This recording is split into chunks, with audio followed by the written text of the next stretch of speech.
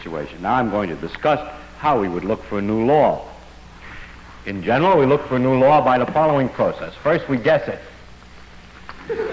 Then we well, don't laugh, that's really true. Then we compute the consequences of the guess to see what, if this is right, if this law that we guessed is right, we see what it would imply, and then we compare those computation results to nature, or we say compare to experiment or experience. Compare it directly with observation to see if it works. If it disagrees with experiment, it's wrong. And that simple statement is the key to science. It doesn't make a difference how beautiful your guess is. It doesn't make a difference how smart you are who made the guess or what his name is. If it disagrees with experiment, it's wrong. That's all there is to it. It's therefore not unscientific to take a guess, although many people who are not in science think it is. For instance, I had a conversation about flying saucers some years ago with laymen. Because I'm scientific, I know all about flying saucers. So I said, I don't think there are flying saucers. So my antagonist said, is it impossible that there are flying saucers? Can you prove that it's impossible? I said, no, I can't prove it's impossible. It's just very unlikely. That, they say, you are very unscientific. If you can't prove it impossible, then how can you say it's likely, that it's unlikely? Well, that's the way, that is scientific. It is scientific only to say what's more likely and less likely, and not to be proving all the time possible and impossible. To define what I mean, I finally said to him, listen, I mean that from my knowledge of the world that I see around me, I think that it is much more likely that the reports of flying saucers are the results of the known irrational characteristics of terrestrial intelligence rather than the unknown rational efforts of extraterrestrial intelligence. It's just more likely, that's all. And it's a good guess. And we always try to guess the most likely explanation, keeping in the back of the mind the fact that if it doesn't work, then we must discuss the other possibilities. There was, for instance, for a while, a phenomenon called superconductivity. There still is the phenomenon, which is that metals conduct electricity without resistance at low temperatures, and it was not at first obvious that this was a consequence of the known laws with these particles, but it turns out that it has been thought through carefully enough, and it's seen, in fact, to be a consequence of known laws. There are other phenomena, such as extrasensory perception, which cannot be explained by this known knowledge of physics here, and it is interesting, however, that phenomenon has not been well established, and that we cannot guarantee that it's there.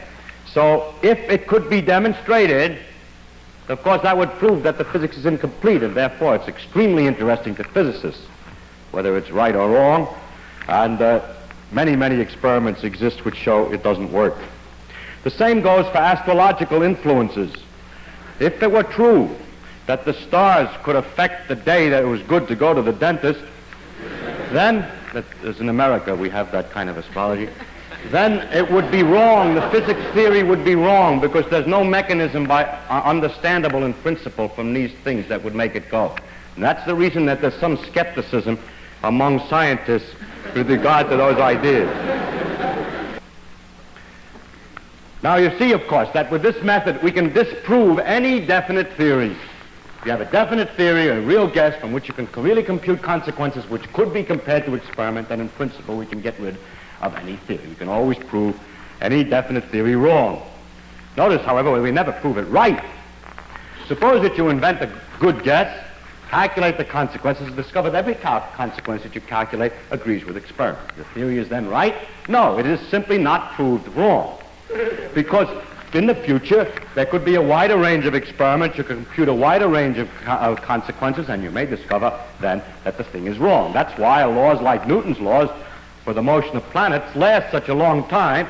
He guessed the law of gravitation, calculated all the kinds of consequences for the solar system and so on, compared them to experiment, and it took several hundred years before the slight error of the motion of Mercury was developed. During all that time, the theory had been failed to be proved wrong and could be taken to be temporarily right, but it can never be proved right, because tomorrow's experiment may succeed in proving what you thought was right wrong.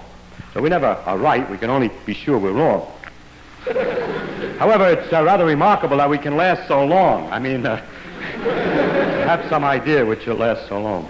I must also point out to you that you cannot prove a vague theory wrong. If the guess that you make is poorly expressed and rather vague, and the method that you use for figuring out the consequences is rather a little vague, you're not sure. I mean, you say, I think everything's because it's all due to Muggles, and Muggles do this and that more or less, so I can sort of explain how this works. Then you see that that theory is good because it can't be proved wrong. If the process of computing the consequences is indefinite, then with a little skill, any experimental result can be made to look like an expected consequence. You're probably familiar with that in other fields. For example, A hates his mother. The reason is, of course, because she didn't caress him or love him enough when he was a child. Actually, if you investigate, you find out that, as a matter of fact, he did love him very much and everything was all right. Well, then, it's because she was overindulgent when he was a child. So by having a vague theory, it's possible to get either result. Oh, wait. Now, the cure for this one is the following. It would be possible to say, if it were possible to state ahead of time how much love is not enough and how much love is overindulgent exactly, and then there would be a perfectly legitimate theory against which you can make tests. It is usually said when this is pointed out, how much love is and so on, oh, you're dealing with psychological matters, the things can't be defined so precisely. Yes, but then you can't claim to know anything about it.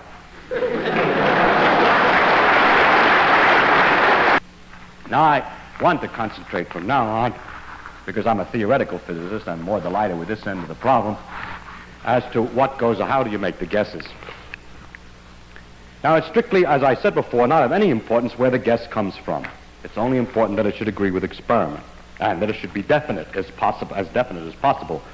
What you say then is very simple. We've set up a machine, a great computing machine, which has a random wheel in it that makes the succession of guesses. And each time it guesses a hypothesis about how nature should work, computes immediately the consequences and makes a comparison to a list of experimental results that it has at the other end. In other words, guessing is a dumb man's job. Actually, it's quite the opposite, and I will try to explain why. The first problem is how to start. You see, I'll start with all the known principles, but the principles that are all known are inconsistent with each other, so something has to be removed.